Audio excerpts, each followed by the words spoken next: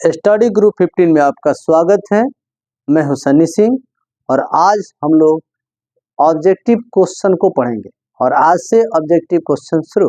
ठीक है, दो वीडियो में मैंने आप लोगों को थ्योरी पढ़ाया है।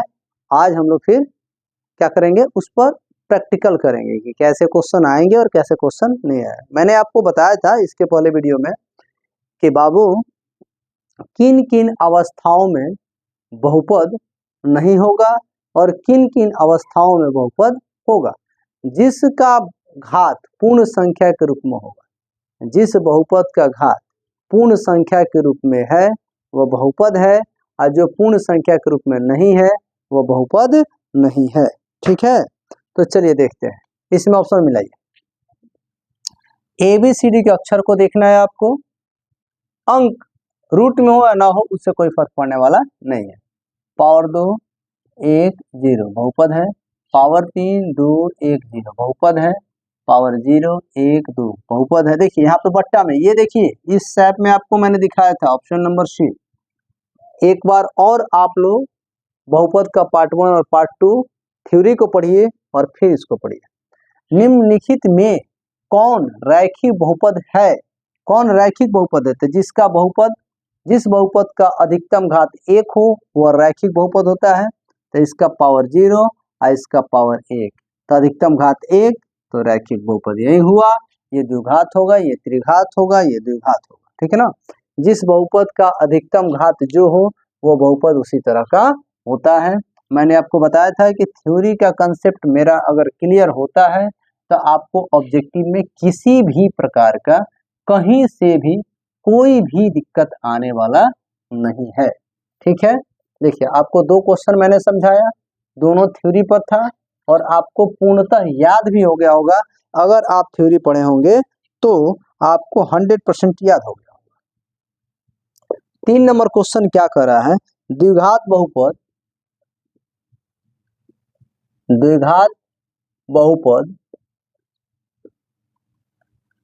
x² - 3 के शून्यक होंगे।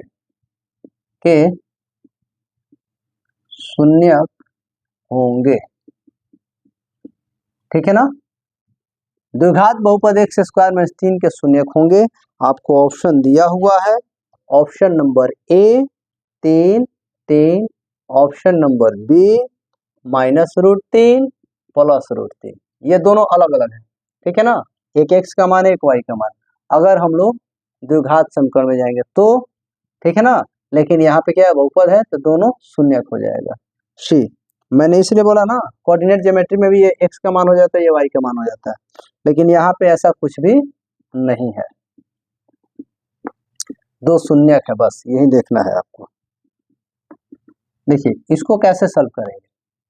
अब तो इसका ऑप्शन से तो इसको सॉल्व करना मुश्किल हो जाएगा, मुश्किल है लेकिन फिर भी मुश्किल लगेगा, लेकिन इसको मेरा टेक्निक सही। देखिए मेरा टेक्निक यूज कीजिए।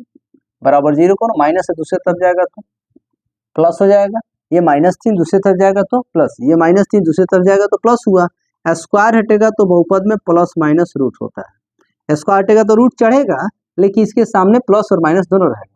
कहीं भी बहुपद में स्क्वायर हटेगा दूसरे पर रूट चढ़ेगा, उसके सामने प्लस और माइनस होता है। इसका मतलब एक आपका माइनस में और दूसरा आपका प्लस में।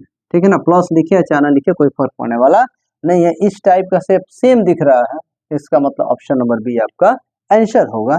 ठीक है, ऑप्शन नंबर बी क्या होगा आपका राइट आंसर होगा। ठीक, बाकी किसी की तरफ देखने की जरूरत भी नहीं है। क्वेश्चन नंबर 4 को देखते हैं हम लोग। ठीक है, यदि किसी बहुपद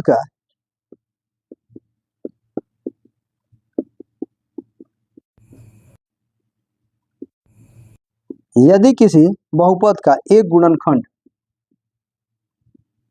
ये बड़ी मजा आएगा, x + 4 हो तो उस बहुपद का शून्यक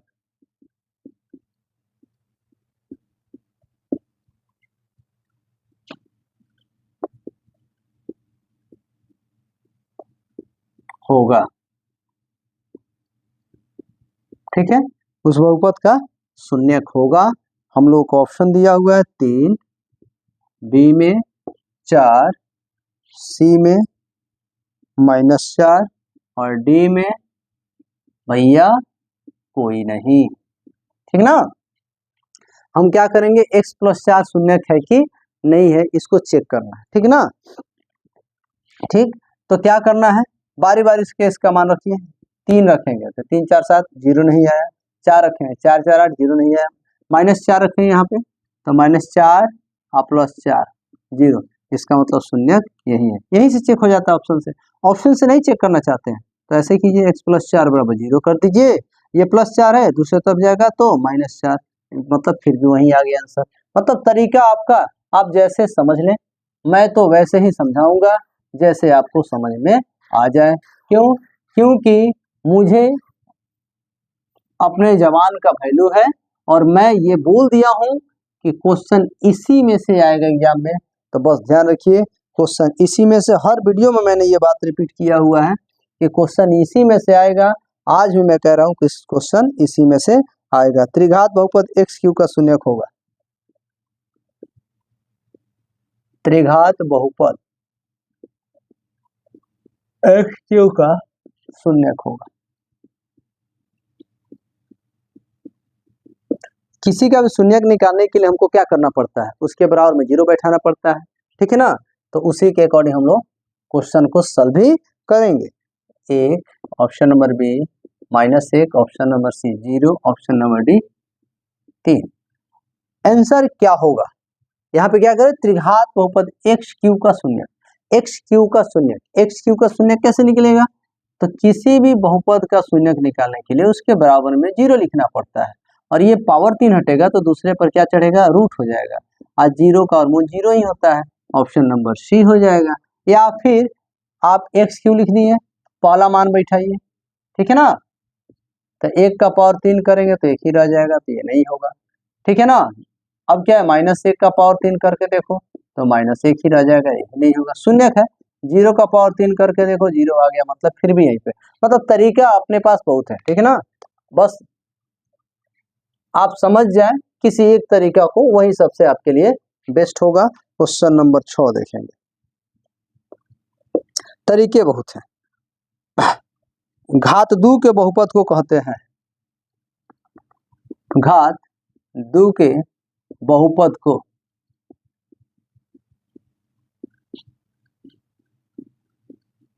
कहते हैं। ठीक है ना। तो आपको बताया था ना कि जिस बहुपद का घात 1 हो उसे रैखिक बहुपद कहते हैं, जिस बहुपद का घात 2 हो उसे द्विघात बहुपद कहते हैं, जिस बहुपद का घात 3 हो उसे त्रिघात बहुपद कहते हैं, जिस बहुपद का घात 4 हो उसे चतुर्थघात बहुपद कहते हैं, जिस बहुपद का घात 5 हो उसे पंचघात बहुपद कहते हैं। तो जिसका घात के अकॉर्डिंग बहुपद को चेक किया जाता है, पद के आधार पर भी एक पदी, द्विपद, त्रिपद, चतुर्थपद, पंचपद ऐसे आ जाते हैं। आपके ऑप्शन में आपको पकड़ लेना है कि इसमें ये रैखिक बहुपद लिखा हुआ है, ऑप्शन नंबर बी में त्रिघात बहुपद दिया है, ऑप्शन नंबर सी में द्विघात बहुपद दिया, द्विघात बहुपद दिया हुआ है, ऑप्शन नंबर डी में कोई नहीं बोल रहा है, बोल रहा है कोई नहीं, कोई नहीं। ठीक है। तो घात 2 है तो द्विघात होगा। ठीक है ना। घात 2 है तो क्या होगा, द्विघात बहुपद होगा। उसी तरह से क्वेश्चन नंबर में 7 की बात करूं तो घात 3 वाले, ठीक है ना, घात 3 के बहुपद को क्या कहते हैं। ठीक है ना। घात 3 के बहुपद, क्वेश्चन नंबर 7 हो गया, ध्यान रखिए क्वेश्चन बदल गया। क्या कहते हैं, त्रिघात बहुपद कहते हैं। क्या कहते हैं, त्रिघात बहुपद कहते हैं।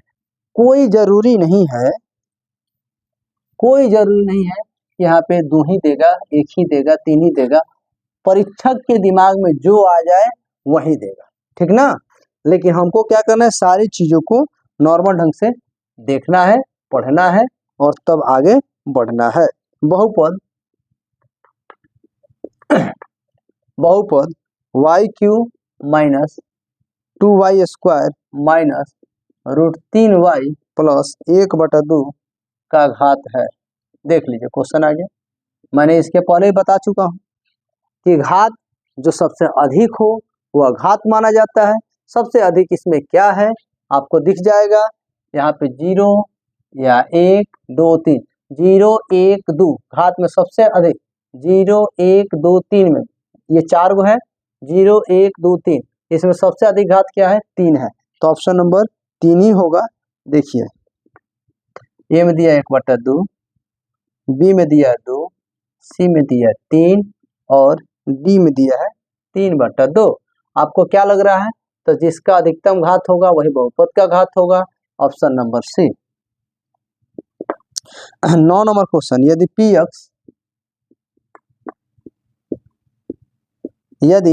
px बराबर x² माइनस 3x माइनस 4 तो px का एक शून्यक है, px का एक शून्यक है। ऑप्शन से भी और बिना ऑप्शन के भी बनाया जा सकता है। a का वैल्यू 2, b का 4, c का 0 और d का 3। कैसे पता चलेगा कि इन चारों ऑप्शन में आंसर कौन सा है? कैसे पता चलेगा कि इन चारों ऑप्शन में आंसर कौन सा है? ठीक है ना, तो कैसे पता चलेगा? तो चलिए देखते हैं। यहाँ पे सीधे इतना ही उतार लेंगे और इतना ही से हम आपको बता देंगे कि कौन सा आंसर है। गुणनखंड तोड़ने की इसमें जरूरत नहीं है। 2 रख के देखिए, 2 का पावर 2, 3 गुणे 2 माइनस 4, शून्य निकालना है, सबका वैल्यू 0 आ जाना चाहिए सॉल्व करने पर। 2 दूनी 4, 3 दूनी 6, घटाओ 4, दोनों माइनस में है। देखिए यहाँ भी माइनस, यहाँ माइनस, दोनों जुड़ जाएगा, -10। यार इसको छोड़ दीजिए, ये -4 ये +4 कट गया, बच गया -6, तो ये आपका आंसर नहीं होगा। यानी ऑप्शन नंबर ए तो क्रॉस चल गया। ठीक है ना। अब हम क्या करेंगे, अब आगे देखेंगे ऑप्शन नंबर बी डाल करके। बी का वैल्यू 4 का पावर 2, घटने के बाद यानी सॉल्व करने के बाद यहाँ पे 0 ही आना चाहिए। 3 गुणे 4 माइनस 4, 4 चौको 16, 4 का पावर 2 है, किसी पावर 2 हो तो उसको 2 जगह लिखा जाता है। ठीक है, 4 का पावर 2 है तो 4 गुणे 4, 4 चौको 16, समझे, 6 लिख दिए थे 16 होगा। ठीक है, 4 ते 12 माइनस 4, जब साइन दोनों जिस अंक के सामने का साइन सेम वो जुड़ जाते हैं, तो 12 4 16, 16 में से 16 गया 0, शून्य क्या आ गया हमारा 0। ठीक है, शून्य क्या आ गया हमारा 0 आ गया। ठीक है, अब चलते हैं क्वेश्चन नंबर आगे देखने के लिए। ये क्वेश्चन नंबर 9 था, क्वेश्चन नंबर हम लोग 10 देखेंगे। बहुपद को भी ऐसे पढ़ना है एकदम आसान हो जाए, चाहे वो 9th का हो या 10th का हो, दोनों ही क्लास में खड़े ऐसे सीधे सीधे क्वेश्चन क्या हो जाएगा, लड़ जाएगा, सीधा सीधा क्वेश्चन लड़ जाएगा। क्वेश्चन नंबर 10 इससे बाहर नहीं आने देंगे, ये मेरा दावा है। द्विघात बहुपद